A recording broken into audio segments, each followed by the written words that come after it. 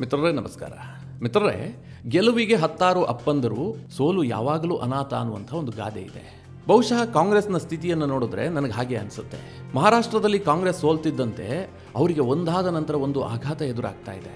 ಈಗ INDIA ಕೂಟವೇ ಸಂಕಷ್ಟಕ್ಕೆ ಬಂದು ನಿಂತಿದೆ. ರಾಹುಲ್ ಗಾಂಧಿ ಅವರ ನಾಯಕತ್ವದ ಬಗ್ಗೆ ಪ್ರಶ್ನೆ ಉದ್ಭವಿಸಿದೆ. INDIA ಕೂಟದ ನಾಯಕರು ದಿನಕ್ಕೊಂದು ಹೇಳಿಕೆಯನ್ನು ಕೊಡ್ತಾ ಇದ್ದಾರೆ. ಮಮತಾ ಈಗಾಗಲೇ ಭಿನ್ನ ದಾರಿಯನ್ನು ಹಿಡಿದಿದ್ದಾರೆ. ಮಮತಾ ಬ್ಯಾನರ್ಜಿ INDIA ಕೂಟದಿಂದ ಒಂದು 10 ಕಿಲೋಮೀಟರ್ ದೂರ ಹೋದಂತೆ ಕಂಡು ಬರ್ತಾ ಇದೆ. ಈಗ ಅಖಿಲೇಶ್ ಯಾದವ್ ಸರದಿ. ಅಖಿಲೇಶ್ ಯಾದವ್ ಕಾಂಗ್ರೆಸ್ಗೆ ಗದಾಪ್ರಹಾರ ಮಾಡಿಬಿಟ್ಟಿದ್ದಾರೆ.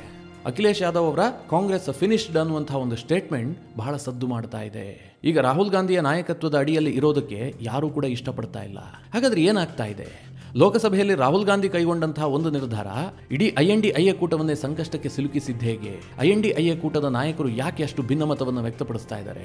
ರಾಹುಲ್ ಗಾಂಧಿಯ ಬಗ್ಗೆ ಇಷ್ಟೆಲ್ಲ ಪ್ರಶ್ನೆ ಉದ್ಭವಿಸಿದ್ದು ಯಾಕೆ? ಏನಾಗ್ತಾ ಇದೆ? ಅಖಿಲೇಶ್ ಯಾದವ್ ಏನು ಹೇಳಿದ್ರು, ಮಮತಾ ಬ್ಯಾನರ್ಜಿ ಏನು ಮಾಡ್ತಾ ಇದ್ದಾರೆ, ಉದ್ಧವ್ ಠಾಕ್ರೆ ನಿಲುವೇನು, ಎಲ್ಲದನ್ನ ಈ ವಿಡಿಯೋದಲ್ಲಿ ನಿಮಗೆ ತಿಳಿಸ್ಕೊಡುವಂತಹ ಪ್ರಯತ್ನ ಮಾಡ್ತೀನಿ. ತುಂಬಾ ಇಂಪಾರ್ಟೆಂಟ್ ಬೆಳವಣಿಗೆ, ಸಾಕಷ್ಟು ವಿಚಾರಗಳಿದ್ದಾವೆ. ನೀವು ಈ ವಿಡಿಯೋನ ಕೊನೆವರೆಗೂ ಮಿಸ್ ಮಾಡದೆ ನೋಡಿ. ಮಿತ್ರರೇ, ಮಹಾರಾಷ್ಟ್ರದ ಸೋಲಿನಿಂದ ಕಾಂಗ್ರೆಸ್ ಹೊರಗೆ ಬರೋದಕ್ಕೆ ಬಹಳ ಟೈಮ್ ಬೇಕಾಗುತ್ತೆ. ಸದ್ಯಕ್ಕಂತೂ ಆಗೋದಿಲ್ಲ. ಯಾಕೆಂದರೆ ಕಾಂಗ್ರೆಸ್ ಬಹಳ ನಿರೀಕ್ಷೆ ಮಾಡಿತ್ತು. ಈ ಹಿಂದೆ ಮಧ್ಯಪ್ರದೇಶದಲ್ಲಿ ಇಂತಹದೇ ಆಘಾತ ಎದುರಾಗಿತ್ತು. ಮಧ್ಯಪ್ರದೇಶವನ್ನು ಕಾಂಗ್ರೆಸ್ ಗೆದ್ದೇ ಗೆಲ್ಲುತ್ತೆ ಅಂತ ಎಲ್ಲರೂ ಅಂದುಕೊಂಡಿದ್ರು. ಆದರೆ ಮಧ್ಯಪ್ರದೇಶದಲ್ಲಿ ಕಾಂಗ್ರೆಸ್ ಹೀನಾಯವಾಗಿ ಸೋತು ಹೋಗಿತ್ತು. ಅದಾದ ಮೇಲೆ ಹರಿಯಾಣದಲ್ಲಂತೂ ಕಾಂಗ್ರೆಸ್ ಗೆಲ್ಲುತ್ತೆ ಅಂತ ಹೇಳಿ ಎಲ್ಲ ಸಮೀಕ್ಷೆಗಳು ಪ್ರೆಡಿಕ್ಟ್ ಮಾಡಿಬಿಟ್ಟಿದ್ವು. ಕಾಂಗ್ರೆಸ್ನಲ್ಲಿ ಮುಖ್ಯಮಂತ್ರಿ ಯಾರು ಅನ್ನುವಂಥ ಚರ್ಚೆ ಶುರುವಾಗಿ ಹೋಗ್ಬಿಟ್ಟಿತ್ತು. ಹೂಡಾರನ್ನ ಮಾಡೋದಾ, ಶೈಲಜಾರನ್ನ ಮಾಡೋದಾ, ಈ ಚರ್ಚೆಯಲ್ಲಿ ಕಾಂಗ್ರೆಸ್ ಮುಳುಗಿತ್ತು. ಆದರೆ ಹರಿಯಾಣದ ರಿಸಲ್ಟ್ ಏನು ಬಂತು ಅಂದರೆ ನಿಮಗೆಲ್ಲ ಗೊತ್ತು. ಮಹಾರಾಷ್ಟ್ರದ ಕಥೆಯೂ ಕೂಡ ಇದೆ. ನಾನು TV ಡಿಬೇಟನ್ನು ನೋಡ್ತಾ ಇದ್ದೆ. ಆಗ ಈ ಮಹಾವಿಕಾಸ್ ಅಘಾಡಿಯ ನಾಯಕರು ಹೇಳ್ತಾ ಇದ್ರು, ನಾವು ಈಗಾಗಲೇ 180 ಸೀಟನ್ನು ಗೆದ್ದಾಗ್ಬಿಟ್ಟಿದೆ, ಇನ್ನು ಹೆಚ್ಚಿಗೆ ಎಷ್ಟು ಬರುತ್ತೆ ಅಂತ ನೋಡಬೇಕು. ಆ ಮಟ್ಟಿನ ಕಾನ್ಫಿಡೆನ್ಸ್ ಅವರಲ್ಲಿ ಕಾಣ್ತಾ ಇತ್ತು. ಆದರೆ ಮಿತ್ರರೇ, ಕಾಂಗ್ರೆಸ್ ಮಹಾರಾಷ್ಟ್ರದಲ್ಲಿ ಗೆದ್ದಿದ್ದು ಕೇವಲ 16 ಕ್ಷೇತ್ರ. NCPಯ ಶರದ್ ಪವಾರ್ ಬಣ 10 ಸೀಟನ್ನು ಗೆದ್ದಿದೆ. ಉದ್ಧವ್ ಠಾಕ್ರೆ 20 ಸೀಟ್ ಗೆದ್ದುಕೊಂಡಿದ್ದಾರೆ. ಆ ಪರಿಸ್ಥಿತಿಗೆ ಮಹಾವಿಕಾಸ್ ಅಘಾಡಿ ಬಂದಿದೆ. ಅಘಾಡಿ ಒಂದು ಹಂತಕ್ಕೆ ಲಗಾಡಿಯಾಗಿ ಹೋಗ್ಬಿಟ್ಟಿದೆ. ಮಿತ್ರರೇ, ಈ ಸೋಲಿದೆಯಲ್ಲ, ಈ ಸೋಲಾದ ಬಳಿಕ INDIA ಕೂಟದ ನಾಯಕರು ಯೋಚನೆ ಮಾಡ್ತಾ ಇದ್ದಾರೆ, ನಾವು ಕಾಂಗ್ರೆಸ್ ಜೊತೆಗೆ ಇರಬೇಕಾ? ಇವ್ರ ಜೊತೆಗೆ ಇದ್ರೆ ನಮಗೇನು ಲಾಭ ಆಗುತ್ತೆ? ನಾಳೆ ಜನ ನಮ್ಮನ್ನು ಇವರ ರೀತಿಯಲ್ಲಿ ಟ್ರೀಟ್ ಮಾಡೋದಕ್ಕೆ ಶುರು ಮಾಡಿದ್ರೆ, ರಾಹುಲ್ ಗಾಂಧಿಯ ನಾಯಕತ್ವವನ್ನು ಈಗಲೂ ಕೂಡ ದೇಶದ ಜನ ಒಪ್ಪುತ್ತಾ ಇಲ್ಲ. ಹೀಗಂತ INDIA ಕೂಟದ ನಾಯಕರಿಗೆ ಅನಿಸ್ತಾ ಇದೆಯಾ ಅನ್ನುವಂಥ ಪ್ರಶ್ನೆ ಉದ್ಭವಿಸಿದೆ. ಇದಕ್ಕೆ ಕಾರಣ ಏನು ಕೇಳಿದ್ರೆ, ಅಖಿಲೇಶ್ ಯಾದವ್ ಇತ್ತೀಚೆಗೆ ಕೊಟ್ಟಂತಹ ಒಂದು ಸ್ಟೇಟ್ಮೆಂಟ್. ಫೇಮಸ್ ಯೂಟ್ಯೂಬರ್ ಆದಂತಹ ಶುಭಾಂಕರ್ ಮಿಶ್ರಾಗೆ ಅಖಿಲೇಶ್ ಯಾದವ್ ಒಂದು ಇಂಟರ್ವ್ಯೂ ಕೊಡ್ತಾರೆ. ಅದರಲ್ಲಿ ಕುಲ್ಲ ಮಾತನಾಡಿದ್ದಾರೆ. ನಿಮಗೇನಾದರೂ ತುಂಬ ಚೆನ್ನಾಗಿ ಹಿಂದಿ ಬರುತ್ತೆ ಅಂತಂದ್ರೆ ನೀವು ಆ ಇಂಟರ್ವ್ಯೂವನ್ನು ಒಮ್ಮೆ ನೋಡಿ, ಅಖಿಲೇಶ್ ಯಾದವ್ ಹೇಗೆ ಮಾತನಾಡಿದ್ದಾರೆ ಅಂತ. ಸಹಜವಾಗಿ ಅವರು BJPಯನ್ನು ಅಟ್ಯಾಕ್ ಮಾಡ್ತಾರೆ. ಯಾಕಂದ್ರೆ BJP ಅವರ ವಿರೋಧ ಪಕ್ಷ. ಹೀಗಾಗಿ BJP ಮೇಲೆ ಅವರು ವಾಗ್ದಾಳಿಯನ್ನ ಮಾಡ್ತಾರೆ. ಆದರೆ BJPಯ ಮೇಲೆ ವಾಗ್ದಾಳಿ ಮಾಡುವಂತಹ ಸಂದರ್ಭದಲ್ಲಿ ಅವಕಾಶ ಸಿಕ್ಕಾಗಲೆಲ್ಲ ಕಾಂಗ್ರೆಸ್ಗೆ ಟಾಂಗ್ ಕೊಟ್ಟಿದ್ದಾರೆ. ಅದರಲ್ಲೂ ಒಂದು ಮಾತು ಮಾತ್ರ ಕಾಂಗ್ರೆಸ್ಗೆ ಬಹಳ ಬಿಸಿ ತುಪ್ಪವಾಗಿ ಪರಿಣಮಿಸಿದೆ. ಅದೇನು ಕೇಳಿದ್ರೆ, ಯೂಟ್ಯೂಬರ್ ಶುಭಾಂಕರ್ ಮಿಶ್ರಾ ಒಂದು ಪ್ರಶ್ನೆ ಕೇಳ್ತಾರೆ ಅಖಿಲೇಶ್ ಯಾದವ್ಗೆ. ನೀವು ಮಧ್ಯಪ್ರದೇಶಕ್ಕೆ ಹೋದಂತಹ ಸಂದರ್ಭದಲ್ಲಿ ಒಂದು ಘಟನೆ ನಡೆಯುತ್ತೆ. ಅಲ್ಲೊಬ್ಬ ಪತ್ರಕರ್ತ ನಿಮ್ಮನ್ನ ಪ್ರಶ್ನೆ ಮಾಡ್ತಾರೆ. ಆ ಸಂದರ್ಭದಲ್ಲಿ ನೀವು ಆತನ ಹೆಸರನ್ನ ಕೇಳ್ತೀರಿ, ಆತ ಮುಸ್ಲಿಂ ಆಗಿರ್ತಾನೆ ಅಂತ ಶುಭಾಂಕರ್ ಮಿಶ್ರಾ ಪ್ರಶ್ನೆ ಕೇಳ್ತಾರೆ. ಆಗ ಅಖಿಲೇಶ್ ಯಾದವ್ ತಕ್ಷಣ ಹೇಳ್ತಾರೆ, ಹೌದೌದು, ಆತ ಮುಸ್ಲಿಂ ಆಗಿದ್ದ, ಆತನನ್ನ ಕಾಂಗ್ರೆಸ್ ಕಳುಹಿಸಿತ್ತು. ಯಾಕೆ ಕಳುಹಿಸಿತ್ತು ಕೇಳಿದ್ರೆ, ನನಗೆ ಕಷ್ಟಕರವಾದಂತಹ ಪ್ರಶ್ನೆಯನ್ನ ಕೇಳಿ ನನ್ನನ್ನು ಸಿಕ್ಕಾಕ್ಸ್ಬೇಕು, ನನ್ನನ್ನು ಕೆಡಬೇಕು ಅಂತ ಕಾಂಗ್ರೆಸ್ನವರು ಕಳುಹಿಸಿದ್ದಂತಹ ಜರ್ನಲಿಸ್ಟ್ ಆತ, ಹೀಗಂತ ಅಖಿಲೇಶ್ ಯಾದವ್ ಹೇಳ್ತಾರೆ. ಆಗ ಶುಭಾಂಕರ್ ಮಿಶ್ರಾನೇ ಕನ್ಫ್ಯೂಸ್ ಆಗ್ತಾರೆ. ಕಾಂಗ್ರೆಸ್ಸಾ ಅಂತ ಕೇಳ್ತಾರೆ. ಅಂದರೆ BJP ಅವರು ಅಂತ ಹೇಳೋದಕ್ಕೆ ಅಖಿಲೇಶ್ ಯಾದವ್ ಹಾಗೆ ಹೇಳಿದ್ರ ಅಂತ.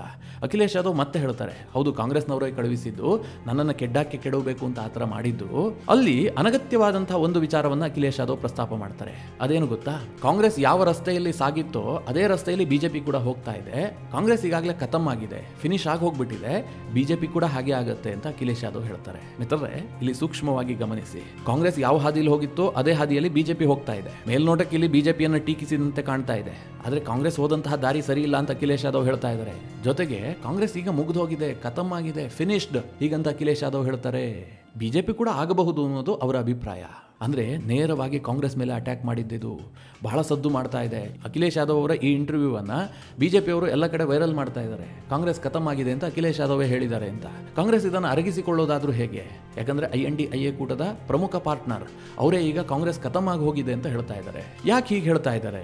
ಸದ್ಯ ಮಿತ್ರರೇ, ಅಖಿಲೇಶ್ ಯಾದವ್ಗೆ ಕಾಂಗ್ರೆಸ್ ಸ್ವಲ್ಪ ಭಾರವಾದಂತೆ ಕಾಣ್ತಾ ಇದೆ.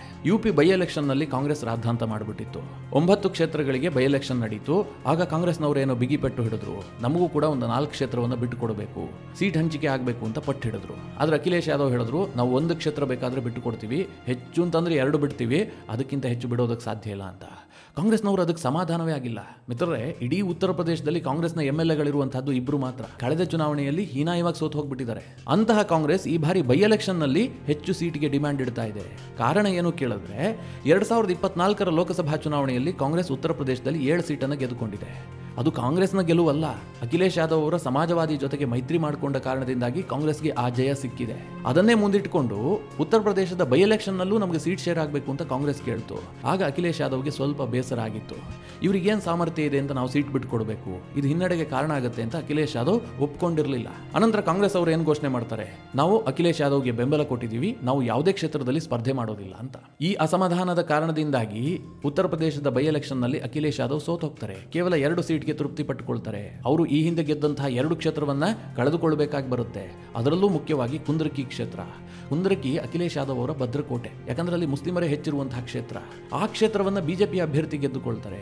ಇದು ಅಖಿಲೇಶ್ ಯಾದವ್ಗೆ ಅರಗಿಸಿಕೊಳ್ಳೋದಕ್ಕೆ ಸಾಧ್ಯ ಆಗ್ತಾ ಇಲ್ಲ. ಕಾಂಗ್ರೆಸ್ನವರ ಜೊತೆಗೆ ಹೋದ್ರೆ ನಮಗೆ ದೊಡ್ಡ ಮಟ್ಟದಲ್ಲಿ ಡ್ಯಾಮೇಜ್ ಆಗಬಹುದು ಅಂತ ಅಖಿಲೇಶ್ ಯಾದವ್ಗೆ ಅನಿಸೋದಕ್ಕೆ ಶುರುವಾಗಿದೆ. ಜೊತೆಗೆ ಮಿತ್ರರೇ, ಈ ಬಾರಿಯ ಲೋಕಸಭಾ ಸೆಷನ್ನಲ್ಲಿ ಅದಾನಿ ವಿಚಾರವನ್ನ ಕಾಂಗ್ರೆಸ್ ಮುಂದಿಟ್ಟಿದೆ. ರಾಹುಲ್ ಗಾಂಧಿಗೆ ಅದಾನಿ ವಿಚಾರವನ್ನ ಬಿಟ್ಟು ಬೇರೆ ಯಾವುದೇ ವಿಚಾರವನ್ನ ಚರ್ಚೆ ಮಾಡೋದಕ್ಕೆ ಇಷ್ಟನೇ ಇಲ್ಲ. ಇಡೀ ಲೋಕಸಭಾ ಸೆಷನ್ನಲ್ಲಿ ಅದಾನಿ ವಿಚಾರವನ್ನ ಚರ್ಚೆ ಮಾಡಬೇಕು, ಮೋದಿ ಅದಾನಿಯನ್ನ ಲಿಂಕ್ ಮಾಡಬೇಕು, ಅದಾನಿ ವಿಚಾರದಲ್ಲಿ ಜೆಪಿಸಿ ರಚನೆ ಆಗಬೇಕು, ಆ ಕೇಸನ್ನು ಜೆಪಿಸಿಗೆ ವರ್ಗಾವಣೆ ಮಾಡಬೇಕು. ಇದು ರಾಹುಲ್ ಗಾಂಧಿ ಅವರ ಡಿಮ್ಯಾಂಡ್. ಕಾಂಗ್ರೆಸ್ನ ನಿಲುವು ಕೂಡ ಇದೇ ಆಗಿದೆ. ಆದರೆ ವಿಪಕ್ಷಗಳಿಗೆ ಏನು ಅನ್ನಿಸ್ತಾ ಇದೆ ಗೊತ್ತಾ, ಇದರಿಂದ ನಮಗೆ ರಾಜಕೀಯವಾಗಿ ಏನೂ ಲಾಭ ಆಗೋದಿಲ್ಲ, 10 ಪೈಸೆ ಲಾಭ ಇಲ್ಲ ಅಂತ ವಿಪಕ್ಷಗಳಿಗೆ ಅನಿಸ್ತಾ ಇದೆ. ಅದು ಯಾಕೆ ಅಂತ ಮುಂದೆ ಹೇಳ್ತೀನಿ. ಕಾಂಗ್ರೆಸ್ ಎಂತಹ ದೊಡ್ಡ ಎಡವಟ್ಟು ಮಾಡಿಕೊಂಡಿದೆ ಅಂತ. ಹೀಗಾಗಿ ಅಖಿಲೇಶ್ ಯಾದವ್ ಕೂಡ ಈಗ ಕಾಂಗ್ರೆಸ್ನ ಜೊತೆಗೆ ನಿಂತ್ಕೊಳ್ಳೋದಕ್ಕೆ ಇಷ್ಟಪಡ್ತಾ ಇಲ್ಲ. ಅವರು ಭಿನ್ನವಾಗಿ ಮಾತನಾಡ್ತಾ ಇದ್ದಾರೆ. ಒಬ್ಬ ಯೂಟ್ಯೂಬರ್ಗೆ ಕೊಟ್ಟಂತಹ ಸಂದರ್ಶನ ಈಗ ಬಹಳ ಸದ್ದು ಮಾಡ್ತಾ ಇದೆ, ಕಾಂಗ್ರೆಸ್ಗೆ ಬಹಳ ಆಘಾತವನ್ನು ಕೊಟ್ಟಿದೆ. ಇದು ಅಖಿಲೇಶ್ ಯಾದವ್ ಕತೆ. ಆದರೆ ಮಮತಾ ಬ್ಯಾನರ್ಜಿ ಕತೆ ಏನು ಡಿಫ್ರೆಂಟ್ ಆಗಿಲ್ಲ. ನಿಮಗೆ ಹಿಂದಿನ ವಿಡಿಯೋದಲ್ಲಿ ಒಂದು ವಿಚಾರವನ್ನು ತಿಳಿಸಿದ್ದೆ. ಮಮತಾ ಬ್ಯಾನರ್ಜಿ ಬಾಂಗ್ಲಾದೇಶದ ಹಿಂದೂಗಳ ವಿಚಾರವಾಗಿ ನರೇಂದ್ರ ಮೋದಿ ಅವರಿಗೆ ಬೆಂಬಲ ಘೋಷಿಸಿದ್ದಾರೆ ಅಂತ. ಮಿತ್ರರೇ, ಅದು ಪ್ಯೂರ್ ರಾಜಕೀಯ ನಿರ್ಧಾರ. ಯಾಕೆಂದ್ರೆ ಅವರಿಗೆ ರಾಜಕೀಯವಾಗಿ ಲಾಭ ಆಗುವಂಥ ಕಾರಣಕ್ಕಾಗಿ ನರೇಂದ್ರ ಮೋದಿ ಅವರಿಗೆ ಅವರು ಬೆಂಬಲ ಕೊಟ್ಟಿದ್ದಾರೆ. ಹಾಗಂತ ಲೋಕಸಭೆಯಲ್ಲೇನು ಮಮತಾ ಬ್ಯಾನರ್ಜಿ ನರೇಂದ್ರ ಮೋದಿಗೆ ಬೆಂಬಲ ಕೊಡೋದಿಲ್ಲ. ಆದರೆ ಮಮತಾ ಬ್ಯಾನರ್ಜಿ ಅವರ ಲೋಕಸಭೆಯ ನಿಲುವು ಇದೆಯಲ್ಲ, ಇದು ಬಿಜೆಪಿಗೆ ಹೆಲ್ಪ್ ಆಗುವಂತೆ ಕಂಡು ಬರ್ತಾ ಇದೆ. ಅದೇನು ಕೇಳಿದ್ರೆ, ಈ ಅದಾನಿಯ ವಿಚಾರದಲ್ಲಿ Mamata Banerjee complete different step ಅನ್ನು ತೆಗೆದುಕೊಂಡಿದ್ದಾರೆ. ಕಾಂಗ್ರೆಸ್ ಏನ್ ಬಯಸ್ತಾ ಇದೆ, ಅದಾನಿ ವಿಚಾರ ಚರ್ಚೆ ಆಗ್ಬೇಕಪ್ಪ, ಲೋಕಸಭೆಯ ಕಲಾಪಕ್ಕೆ ಅವರು ಅವಕಾಶನೇ ಕೊಡ್ತಾ ಇಲ್ಲ, ಪ್ರತಿದಿನ ಗದ್ದಲ ಮಾಡ್ತಾ ಇದ್ದಾರೆ. 1 ವಾರದ ಸೆಷನ್ ಕಂಪ್ಲೀಟ್ ಬಲಿಯಾಗಿ ಹೋಗಿದೆ, 0 ಪ್ರೊಡಕ್ಟಿವಿಟಿ. ಆದ್ರೆ ಮಮತಾ ಬ್ಯಾನರ್ಜಿ ನಿಲುವು ಏನು ಗೊತ್ತಾ, ಲೋಕಸಭೆ ಸ್ಮೂತ್ ಆಗಿ ರನ್ ಆಗಬೇಕು, ವಿಷಯಗಳು ಚರ್ಚೆ ಆಗಬೇಕು, ಬಿಜೆಪಿಯ ಸಚಿವರುಗಳಿಗೆ ಪ್ರಶ್ನೆ ಕೇಳಬೇಕು, ಮುಖ್ಯವಾಗಿ ಪಶ್ಚಿಮ ಬಂಗಾಳದಂತಹ ರಾಜ್ಯಗಳಲ್ಲಿರುವಂತಹ ಸಮಸ್ಯೆಗಳ ಬಗ್ಗೆ ಚರ್ಚೆ ಆಗಬೇಕು. ಇದು ಮಮತಾ ಬ್ಯಾನರ್ಜಿ ಬಯಸ್ತಾ ಇರುವಂತಹದ್ದು.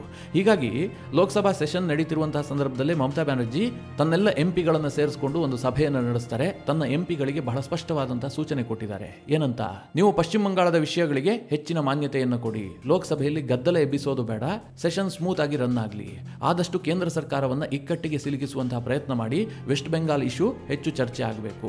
ಅದರಲ್ಲೂ ಮುಖ್ಯವಾಗಿ ಕೇಂದ್ರ ಸರ್ಕಾರ ವೆಸ್ಟ್ ಬೆಂಗಾಲ್ಗೆ ಹೆಚ್ಚಿನ ಅನುದಾನವನ್ನು ಕೊಡ್ತಾ ಇಲ್ಲ ಅನ್ನುವಂತಹ ವಿಚಾರ ಚರ್ಚೆ ಆಗಬೇಕು. ಹೀಗಂತ ಮಮತಾ ಬ್ಯಾನರ್ಜಿ ಸೂಚನೆ ಕೊಟ್ಟಿದ್ದಾರೆ. ಕೇವಲ ಇದಿಷ್ಟೇ ಸೂಚನೆ ಕೊಟ್ಟಿದ್ರೆ ದೊಡ್ಡ ವಿಚಾರ ಆಗ್ತಾ ಇರಲಿಲ್ಲ. ಇದಕ್ಕೂ ಮುಂದುವರೆದು ಟಿಎಂಸಿ INDIA ಕೂಟಕ್ಕೊಂದು ಆಘಾತ ಮಾಡಿದೆ. ಅದೇನು ಕೇಳಿದ್ರೆ, ಖರ್ಗೆ ಅವರು ಒಂದು ಸಭೆ ಕರೀತಾರೆ. INDIA ಕೂಟದ ನಾಯಕರ ಸಭೆ ಆಗಿತ್ತು. ಲೋಕಸಭಾ ಸೆಷನ್ ನಡೀತಿರುವಂತಹ ಸಂದರ್ಭದಲ್ಲೇ ಸೇರಿದಂತಹ ಸಭೆ ಅದು. ಆ ಸಭೆಗೆ ಟಿಎಂಸಿಯ ಸಂಸದರು ಗೈರಾಗ್ತಾರೆ. ಬದಲಾಗಿ ಖರ್ಗೆ ಯಾವ ಸಂದರ್ಭದಲ್ಲಿ ಸಭೆ ಕರೆದಿದ್ರು ಅದೇ ಸಂದರ್ಭದಲ್ಲಿ ಟಿಎಂಸಿಯ ಸಂಸದರೆಲ್ಲ ಸೇರ್ಕೊಂಡು ಒಂದು ಸಭೆ ಮಾಡ್ತಾರೆ. INDIA ಕೂಟದ ಸಭೆಯನ್ನ ಬಾಯ್ಕಾಟ್ ಮಾಡ್ತಾರೆ. ಇದರ ಅರ್ಥ ಏನು ಕೇಳಿದ್ರೆ, ರಾಹುಲ್ ಗಾಂಧಿ ಕೈಗೊಳ್ತಿರುವಂತಹ ಎಲ್ಲ ನಿರ್ಧಾರಕ್ಕೂ ಕೂಡ ಮಮತಾ ಬ್ಯಾನರ್ಜಿ ವಿರೋಧ ವ್ಯಕ್ತಪಡಿಸ್ತಾ ಇದ್ದಾರೆ. ಅದರಲ್ಲಿ ಅವರಿಗೆ ಆಸಕ್ತಿನೇ ಇಲ್ಲ. ಅದಾನಿ ವಿಚಾರ ಇಟ್ಕೊಂಡು ನಾವೇನ್ ಮಾಡೋಣ ಅಂತ ಮಮತಾ ಬ್ಯಾನರ್ಜಿ ಕೇಳ್ತಾ ಇದ್ದಾರೆ. ಯಾವುದೇ ವಿಪಕ್ಷಗಳಿಗೂ ಕೂಡ ಅದಾನಿಯ ವಿಚಾರದಲ್ಲಿ ಇಂಟ್ರೆಸ್ಟೇ ಇಲ್ಲ.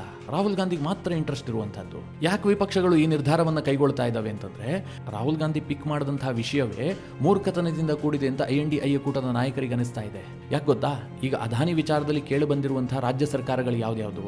ಮೊದಲನೇದಾಗಿ ಛತ್ತೀಸ್ಗಢ. ಅದಾನಿ ಕೇಸ್ ಆಗುವಂತಹ ಸಂದರ್ಭದಲ್ಲಿ ಛತ್ತೀಸ್ಗಢದಲ್ಲಿ ಇದ್ದಿದ್ದು ಕಾಂಗ್ರೆಸ್ನ ಸರ್ಕಾರವೇ. ಭೂಪೇಶ್ ಬಘೇಲ್ ಅಲ್ಲಿನ ಮುಖ್ಯಮಂತ್ರಿ ಆಗಿದ್ರು. ಸುತ್ತಿ ಬಳಸಿ ಇದು ಕಾಂಗ್ರೆಸ್ನ ಬುಡಕ್ಕೆ ಬರುತ್ತೆ. ಎರಡನೇದಾಗಿ YSRCP.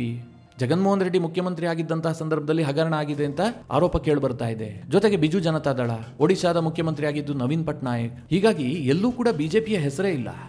ಸುಮ್ಮನೆ ನಾವು ಈ ವಿಚಾರವನ್ನು ಪ್ರಸ್ತಾಪ ಮಾಡಿದ್ರೆ, ನಾಳೆ ಒಂದು ವೇಳೆ ಇದು ಸುದೀರ್ಘವಾಗಿ ತನಿಖೆ ಆಯ್ತಪ್ಪ, ಎಲ್ಲ ಕುಲ್ಲ ಹೊರಗೆ ಬಂತು ಅಂತಂದ್ರೆ INDIA ಕೂಟಕ್ಕೆ ದೊಡ್ಡ ಆಘಾತ ಎದುರಾಗುವಂತ ಸಾಧ್ಯತೆಗಳಿರುತ್ತೆ. ಹೀಗಾಗಿ ರಾಹುಲ್ ಗಾಂಧಿ ಈ ವಿಷಯವನ್ನು ಎತ್ತುಕೊಂಡಿದ್ದೇ ತಪ್ಪು ಅಂತ INDIA ಕೂಟದ ನಾಯಕರಿಗೆ ಅನಿಸೋದಕ್ಕೆ ಶುರುವಾಗಿದೆ. ಇದೇ ಕಾರಣದಿಂದ ರಾಹುಲ್ ಗಾಂಧಿ ಅವರು ಅದಾನಿ ವಿಚಾರವನ್ನು ಲೋಕಸಭೆಯಲ್ಲಿ ಪ್ರಸ್ತಾಪ ಮಾಡೋದಕ್ಕೆ INDIA ಕೂಟದ ನಾಯಕರೇ ವಿರೋಧ ವ್ಯಕ್ತಪಡಿಸ್ತಾ ಇದ್ದಾರೆ. ಮಮತಾ ಬ್ಯಾನರ್ಜಿ ಅದಕ್ಕೆ ಬೆಂಬಲ ಕೊಡ್ತಾ ಇಲ್ಲ. ಅಖಿಲೇಶ್ ಯಾದವ್ ಪರೋಕ್ಷವಾಗಿ ವಾಗ್ದಾಳಿ ಮಾಡ್ತಾ ಇದ್ದಾರೆ. ಒಬ್ಬ ಯೂಟ್ಯೂಬರ್ಗೆ ಕೊಟ್ಟಂತಹ ಇಂಟರ್ವ್ಯೂನಲ್ಲಿ ಕಾಂಗ್ರೆಸ್ ಫಿನಿಶ್ಡ್ ಅಂತ ಹೇಳಿದ್ದಾರೆ. ಇನ್ನು ಉದ್ಧವ್ ಠಾಕ್ರೆ ವಿಚಾರಕ್ಕೆ ಬರೋದಾದ್ರೆ ಮಹಾವಿಕಾಸ್ ಅಗಾಡಿ ಈಗ ಲಗಾಡಿ ಎದ್ದು ಹೋಗುವಂತ ಎಲ್ಲ ಲಕ್ಷಣಗಳು ಕಾಣ್ತಾ ಇದೆ. ಯಾಕೆ ಕೇಳಿದ್ರೆ ಉದ್ಧವ್ ಠಾಕ್ರೆ ಬಣದಿಂದ ಗೆದ್ದಂತಹ 20 MLAಗಳ ಪೈಕಿ 14ರಿಂದ 15 MLAಗಳು ಬಿಜೆಪಿ ಮತ್ತು ಶಿವಸೇನೆಯ ಶಿಂದೆ ಬಣದ ಜೊತೆಗೆ ಸಂಪರ್ಕದಲ್ಲಿದ್ದಾರೆ ಎನ್ನುವಂತ ಸುದ್ದಿ ಬರ್ತಾ ಇದೆ. ಯೋಚನೆ ಮಾಡಿ ಮಿತ್ರರೇ, 20 ಗೆದ್ದಿರೋದು, ಅದರಲ್ಲಿ 14ರಿಂದ 15 MLAಗಳು ಈಗಾಗಲೇ ಬಿಜೆಪಿ ಮತ್ತು ಶಿವಸೇನೆಯ ಶಿಂದೆ ಬಣದ ಜೊತೆಗೆ ಸಂಪರ್ಕದಲ್ಲಿದ್ದಾರೆ ಎನ್ನುವಂತ ಮಾಹಿತಿ. ಇನ್ನೊಂದು ಕಡೆ ಎಂಪಿಗಳು ಕೂಡ ಬಿಜೆಪಿಯ ಜೊತೆಗೆ ಹೋಗಬಹುದು ಅಥವಾ ಶಿಂದೆ ಬಣವನ್ನು ಜಾಯಿನ್ ಆಗಬಹುದು ಅನ್ನುವಂತ ಸುದ್ದಿ ಇದೆ. ಹೀಗಾಗಿ ಉದ್ಧವ್ ಠಾಕ್ರೆಗೆ ದೊಡ್ಡ ತಲೆಬಿಸಿಯಾಗಿದೆ. ಏನಾದರೂ ಮಾಡಿ ಒಂದು ಸಣ್ಣದಾಗಾದ್ರೂ ಪಕ್ಷವನ್ನು ಉಳಿಸ್ಕೊಳ್ಬೇಕಲ್ಲ.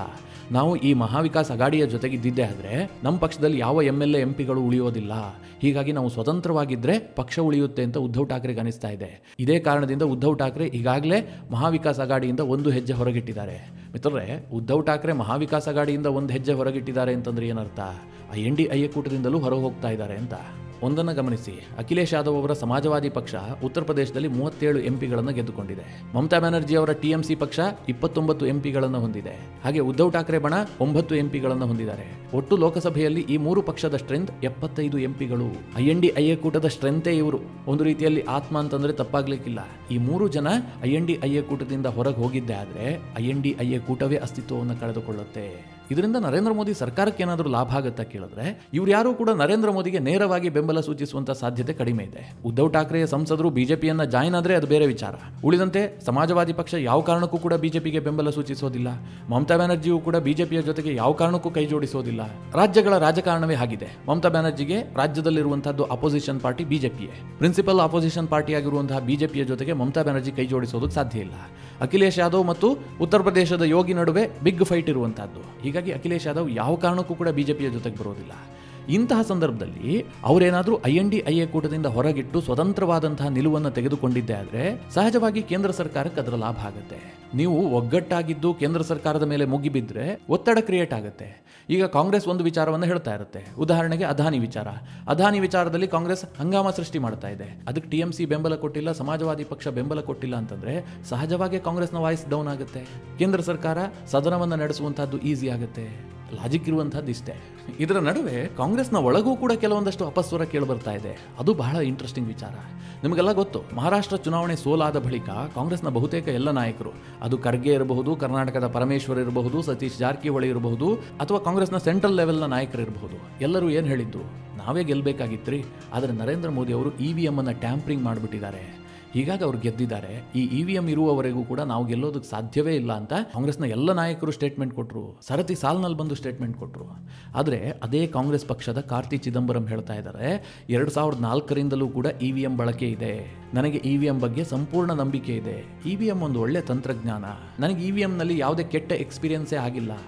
ನಮ್ಮ ಸೀನಿಯರ್ಸ್ ಏನೋ ಹೇಳ್ತಾ ಇದ್ದಾರೆ, ಅದು ಅವರ ನಿಲುವು ಅಷ್ಟೇ. ನನಗೆ EVMನಲ್ಲಿ ಯಾವುದೇ ದೋಷ ಕಾಣ್ತಾ ಇಲ್ಲ ಅಂತ ಕಾರ್ತಿ ಚಿದಂಬರಂ ಹೇಳ್ತಾ ಇದ್ದಾರೆ. ಕಾರ್ತಿ ಚಿದಂಬರಂ ಯಾರು? P ಚಿದಂಬರಂ ಅವರ ಮಗ, ಕಾಂಗ್ರೆಸ್ನ ದೊಡ್ಡ ನಾಯಕ P ಚಿದಂಬರಂ. ಅಂದರೆ ಕಾಂಗ್ರೆಸ್ನ ಒಳಗೆ ಇದಕ್ಕೆ ಅಪಸ್ವರ ಕೇಳಿಬರ್ತಾ ಇದೆ. ಪ್ರತಿ ಬಾರಿ ನಾವು ಸೋಲುವಂಥದ್ದು, ಸೋತಂತಹ ಸಂದರ್ಭದಲ್ಲಿ EVM ಅನ್ನು ದೂಷಿಸುವಂಥದ್ದು, ಇದು ಜನರಿಗೆ ನೆಗೆಟಿವ್ ಸಂದೇಶ ಹೋಗ್ತಾ ಇದೆ. ನಾವೆಲ್ಲ ಕಡೆ ಸರತಿ ಸಾಲಿನಲ್ಲಿ ಸೋಲ್ತಾ ಇಲ್ಲ, ಕೆಲವು ಕಡೆ ಗೆಲುವು ಸಿಗುತ್ತೆ. ಗೆದ್ದಾಗ ಪ್ರಜಾಪ್ರಭುತ್ವ ಗೆಲುವು ಅಂತ ಬಿಂಬಿಸಿ ಸೋತಾಗ ಅದು EVM ಕಾರಣ ಅಂತಂದ್ರೆ ಜನ ಒಪ್ಕೊಳ್ಳೋದಿಲ್ಲ. ನಾವು ಈ ತಂತ್ರಗಾರಿಕೆಯನ್ನು ಬಿಡಬೇಕು ಅಂತೇಳಿ ಕಾಂಗ್ರೆಸ್ನ ಕೆಲವು ದಿಗ್ಗಜ ನಾಯಕರೇ ಅಭಿಪ್ರಾಯ ವ್ಯಕ್ತಪಡಿಸ್ತಾ ಇದ್ದಾರೆ. ಒಟ್ಟಿನಲ್ಲಿ ರಾಹುಲ್ ಗಾಂಧಿ ಅವರ ಪ್ರತಿ ನಿರ್ಧಾರಗಳು ಕೂಡ ಕಾಂಗ್ರೆಸ್ಗೆ ಬಹಳ ಕಾಸ್ಟ್ಲಿಯಾಗಿ ಪರಿಣಮಿಸ್ತಾ ಇದೆ. ಜೊತೆಗೆ INDIA ಕೂಟವನ್ನು ಕೂಡ ಡೋಲಾಯಮಾನ ಸ್ಥಿತಿಗೆ ತಲುಪಿಸ್ತಾ ಇದೆ. ಮಿತ್ರರೇ, ಓವರ್ ಆಲ್ ಈ ಎಲ್ಲ ಬೆಳವಣಿಗೆಗಳ ಬಗ್ಗೆ ನೀವೇನು ಹೇಳ್ತೀರಿ? ನಿಮ್ಮ ಅನಿಸಿಕೆ ಅಭಿಪ್ರಾಯವನ್ನು ಕಮೆಂಟ್ ಮಾಡುವ ಮೂಲಕ ನಮಗೆ ತಿಳಿಸಿ. ಹಾಗೆ ನಿಮಗೆ ಈ ವಿಡಿಯೋ ಇಷ್ಟವಾದರೆ ಲೈಕ್ ಮಾಡಿ. ಜೊತೆಗೆ ನೀವಿನ್ನೂ ನಿಮ್ಮ ನೆಚ್ಚಿನ ಸಂಸ್ಕಾರ ಸೌರಭ ಯೂಟ್ಯೂಬ್ ಚಾನಲ್ನ ಸಬ್ಸ್ಕ್ರೈಬ್ ಮಾಡಿಲ್ಲ ಅಂತಾದರೆ ಈ ಕೂಡಲೇ ಸಬ್ಸ್ಕ್ರೈಬ್ ಮಾಡಿ. ಮುಂದಿನ ಎಲ್ಲ ಅಪ್ಡೇಟ್ಗಳ ನೋಟಿಫಿಕೇಷನ್ಗಾಗಿ ಬೆಲ್ ಐಕಾನ್ ಒತ್ತಿ.